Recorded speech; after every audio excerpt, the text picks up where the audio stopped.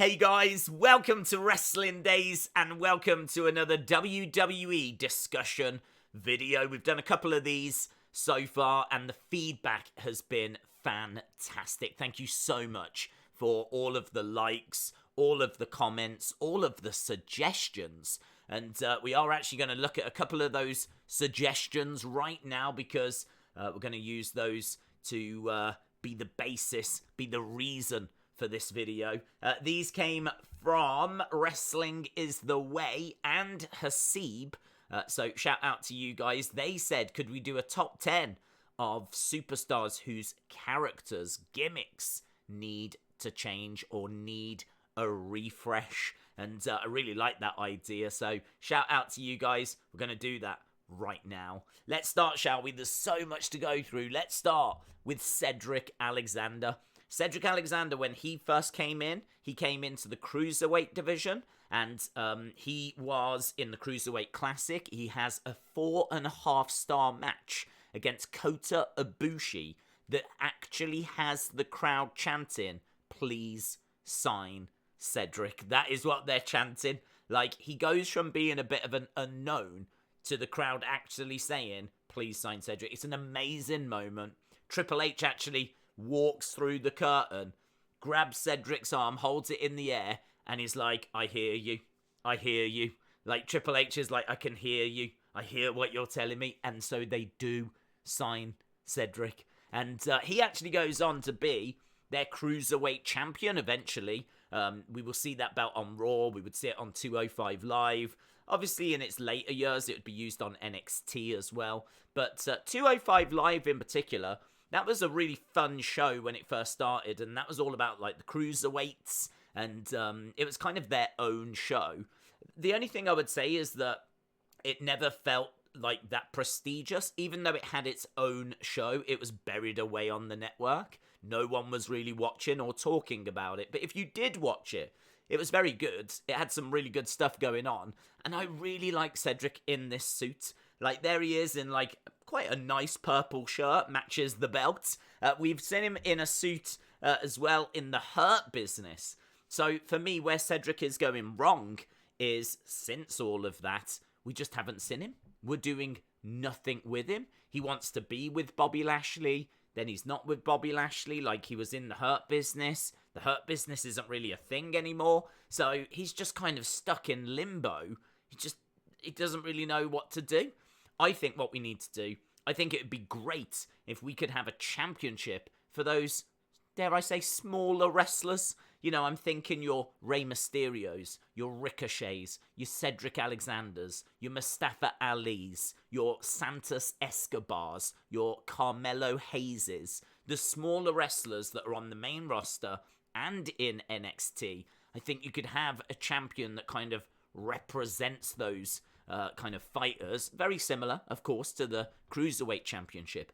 Only this time, make it more prestigious. Make it feel huge. Make it feel like this is a massive deal. Have it closing shows. Have it main eventing. Why not end a Raw with Rey Mysterio versus Cedric Alexander for the Light Heavyweight Championship? WWE Light Heavyweight Championship or something along those lines. Have him in a suit. Have him just being, you know, just looking like $1 billion. Because he looks great in a suit. So I would go that way with Cedric. He needs to stop being in this limbo of wanting to be kind of the sidekick of Bobby Lashley. He needs to step out and be his own guy. So that's how I would move forward with Cedric Alexander.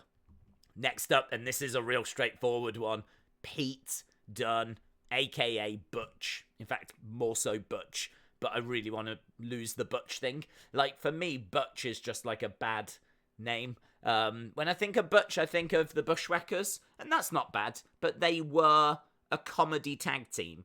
So, you know, no. Butch, I don't like the name. I don't like the look. I don't like the fact that he keeps getting restrained. I mean, literally, we've seen Sheamus picking him up, and he's like a child. He's like a child. He's like a naughty child, and the parent grabs him. This is not getting him over in my eyes. what it is doing is it's getting him onto TV, and maybe it's winning over some kids that think Butch is funny, but I don't know how credible it's making him. I mean, honestly, I think what we were here, we were with the Bruiserweight. We was with one of the longest reigning NXT UK champions, and he was cool. His music was cool. The fact he didn't really care about how he looked was cool. You know, he had like kind of, you know, not the most groomed facial hair, very much like myself. Yeah, that kind of, and yes, I'm cool. I think we can all agree that, yeah. If you don't care how you look, then that means you're cool, right? And so he kind of came down, wasn't really bothered about how he looked, and he was all about the in-ring. He was all about getting the job done in the ring, and he has some of the best matches in recent years. I mean, his matches with Joe Coffey, his matches with Tyler Bate, his matches with Gunther, like, this guy can go. So why is he called Butch? Why is he wearing a flat cap and looking like something out of the Peaky Blinders? Why is he being restrained and treated like a naughty child? This one's really easy. Let's stop doing all of that and let's get back to the Bruiserweight. Next, I've got Ricochet. Now, Ricochet, can you see a theme here? It's all the smaller guys that Vince just does not know what to do with. Like, you've got Cedric, you've got Pete Dunne, you've got Ricochet. Ricochet, when he was in Lucha Underground, look at that. That is Prince Puma. Prince Puma is cool. This was the first time that I was introduced to Ricochet, was when he was Prince Puma in Lucha Underground, and he blew my mind. I mean, what this guy can do in the ring is incredible. Yeah, I mean, once you see him perform, you never forget about him. He is so impressive. But what I loved about the Prince Puma character was that there was a real mystery to him as well. I mean, this just incredible wrestler had come out of nowhere, and he was called Prince Puma, which I just think is a really cool name. And I really like the mask as well, and the look, and it's a lot more interesting and appealing than just the Ricochet character, who, to be honest, I don't know what he stands for. I don't know what he represents. I mean, Ricochet as a name, you could maybe say is cool, but it just sounds like a really cheap direct-to-DVD movie to me. Like, I could imagine Lindsay Lohan starring in Ricochet and it going straight to DVD, which I don't even know if that's a thing anymore, right? It's probably straight to Netflix now or something. I don't know, but you get my point. So he needs, like, I think a bit more mystery. I think a mask would be great as well. There's not many masked superstars in WWE at the moment. Obviously Ray, but I think there's room for more. And I think a bit of mystery. And I think also we could really lean into, like, a whole different backstory for him. We could really treat this like a different character. I know that might be strange because we all know that it's Ricochet, but maybe that could be part of the story, is that we know it's Ricochet, but he's made up this alter ego. And maybe he gets booked better as well. So, yeah, Ricochet on the list. This won't surprise anyone, will it? T-Bar was so good in NXT. If you saw his matches that he had with Keith Lee, and not only that, he had loads of great matches. He is a fantastic wrestler, one of the best wrestlers on the indie scene, coming into NXT, having great matches in NXT, and then he gets called up and he gets put in Retribution. I mean, it was a disgrace how they treated this man. He's a decent size as well. He's about 6'6". I think he's even taller than, like, Damian Priest. So if you think that Damian Priest is quite an imposing figure, well, T-Bar is taller, only just, but he's taller. And his promo skills are not as bad as people think. A lot of people think that his promos are what let him down. And I would say they're probably the weakest part of his character. But I also think that his look is a little bit of a problem. He's got a good size, and you can see that he's got some muscle, but he's not shredded, right? I reckon he could get more shredded, but and he has got a nice size to him. But I think that his look definitely trails behind a Brock, behind a Roman. Do you know what I mean? Behind a Seth who wears those like outlandish clothes. So I think there needs to be a little bit of work done on his look. The promos, I think he can do, to be honest. A lot of people don't know that he is American. He's born and raised in America. So, like, his English is, like, great. I think a lot of people think that he is, I don't know, foreign with an accent or something. Truth is, we just don't get to hear this guy talk that much. But check out some of the videos online. He can cut a promo. He's all right. He's not the best in the world. And if you want to put a manager with him, that might help him as well. But he can do a job. He doesn't get, like, completely lost on a microphone. But I like this guy. I think that there's definitely potential there. We just need to see him. This one is not that hard. Let's move away from T-Bar. It's a rubbish name. It's rubbish. So move away from T-Bar. Call him what you want, as long as it sounds cool. It doesn't have to be Domink Dijakovic. Call him whatever you want, right?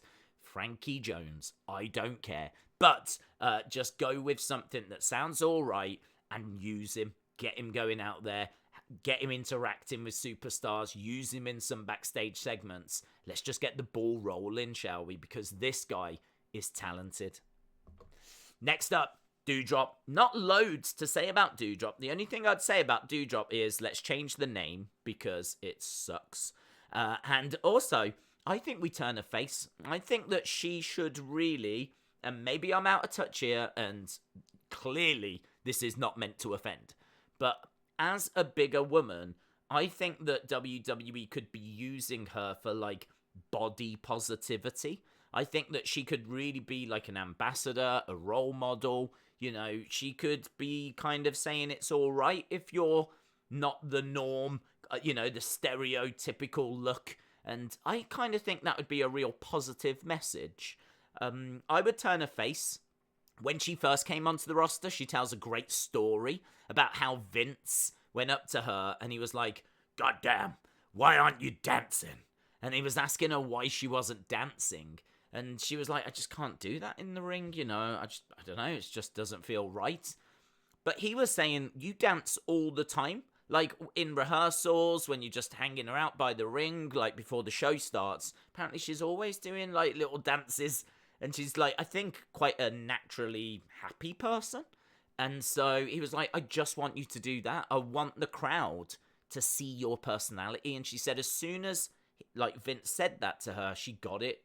And that's why when she came in and everything, and she was with Eva Marie, and she was having quite a bit of fun, and she was a face, it was coming quite natural to her because she was, I think she just is that way. So, I don't know, this heel turn has just not worked for me. It just hasn't worked. I don't find this heel version of her that interesting. I think we go back to her being a face. I think we go back to her being, like, positive, believe in yourself. You don't have to, like, you know, be the norm. You don't have to, there's no pressure on you being like those Instagram models that you see. I kind of feel like we go down those roads. You have to be careful to not patronize. You have to be careful to not kind of overstep the mark or, you know, offend people. That's not what we're going for here. We're going for positivity. We're going for a good message. Something that's, you know, I feel like she could really represent, rather than just being this moody woman that doesn't really win, or we don't even see her. So again, like many of these, let's start by getting her on TV and booking her a little bit more frequently. But yeah, I'd go down the face road. I felt like she came across better that way. So next up, Rick Boogs. I gotta tell you, I love this guy. I really, really love this guy. I for me, and this might be controversial, right? Future world champion. He has got charisma. He has got an amazing look. I don't know what he's like in rings. We haven't seen many of his matches, and when we have, it's been like tag matches. He's had a few throwaway singles matches on SmackDown, but you can't really tell anything from those. So I would say the one question mark I've got is, what is he like in a singles match? Because I know he can talk. I know he's got charisma. I know he looks absolutely incredible. There's loads about him I really like. The one thing I hate, the guitar. Oh, I hate the guitar. I hate all of this stuff. I tune in to see a wrestler. If he wants to be a rock star that's also a wrestler, that's fine.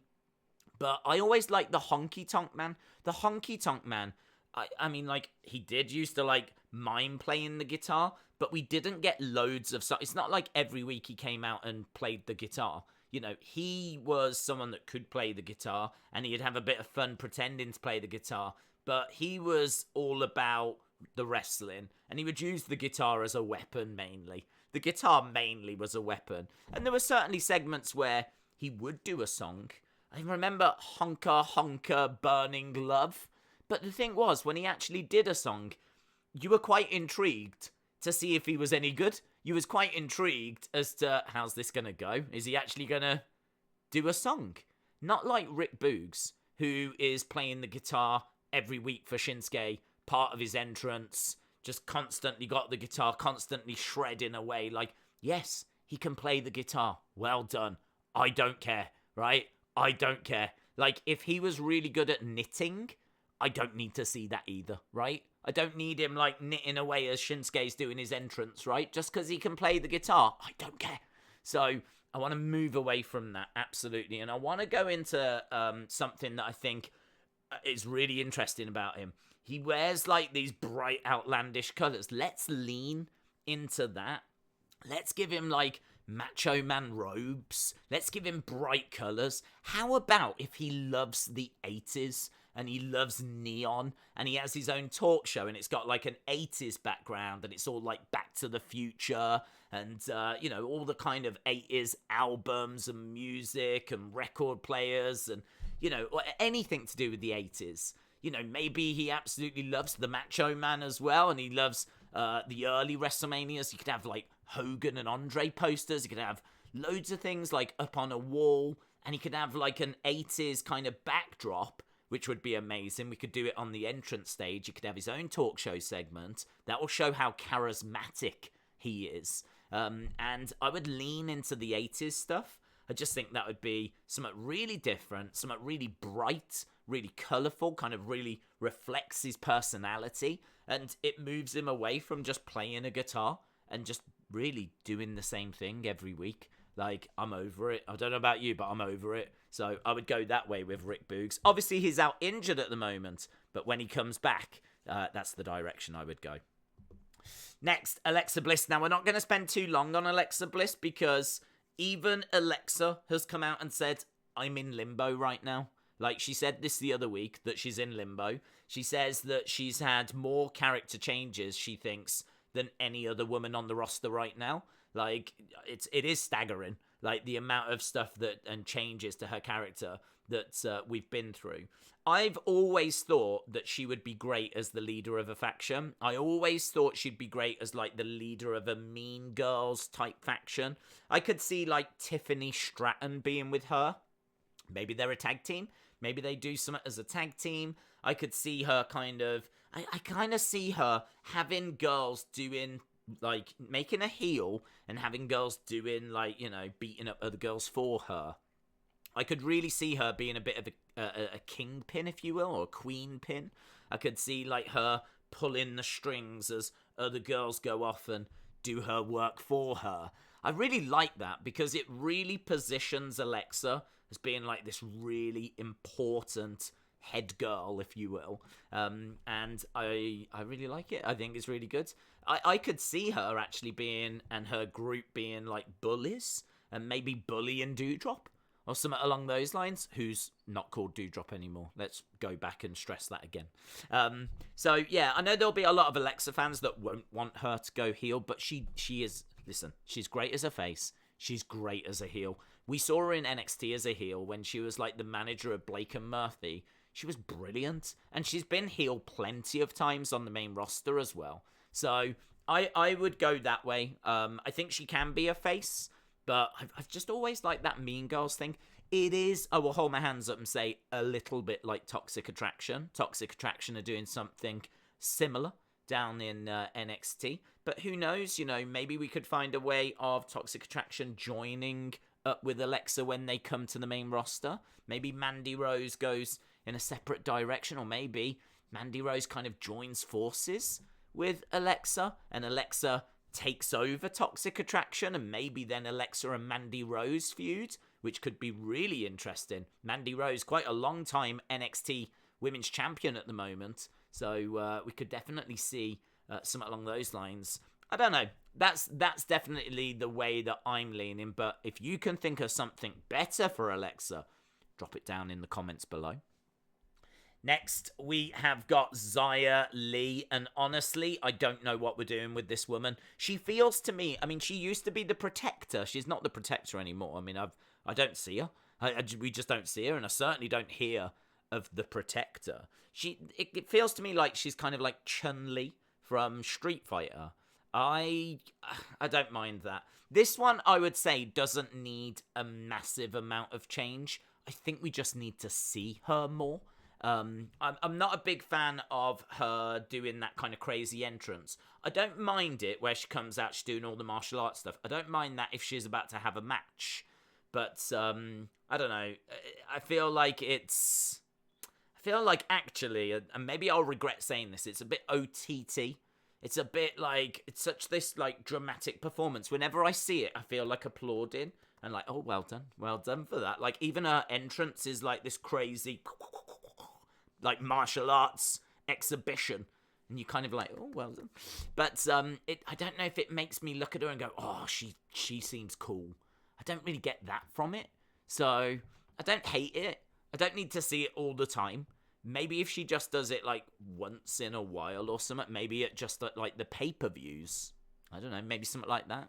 And maybe rather than the entranceway, she does it in the ring or something. That way, when she finishes doing it, whatever she finishes on, maybe she finishes by going down and, like, I don't know, like, with her little swords or whatever she's got, she, like, sticks them down in the ring, and then that'll allow her to lift her head up and stare at her opponent.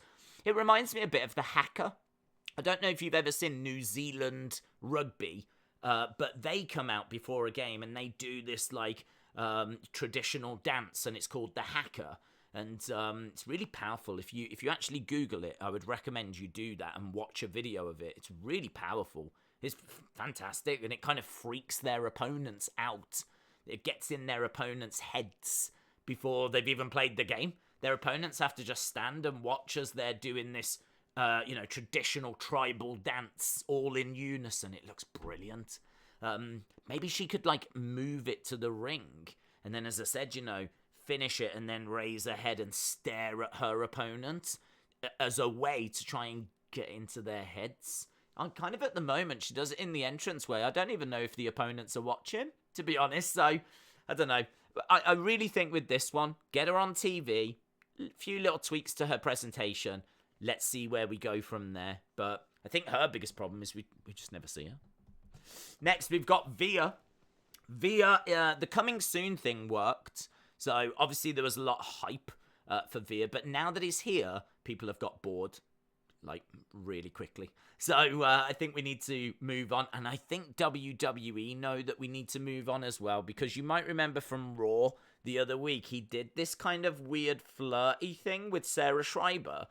And I don't know if you saw the backstage kind of video clip, but The Miz went up to Sarah and he was like, Veer fancies you. Veer likes you. And he was kind of teasing that Veer had a crush on Sarah Schreiber.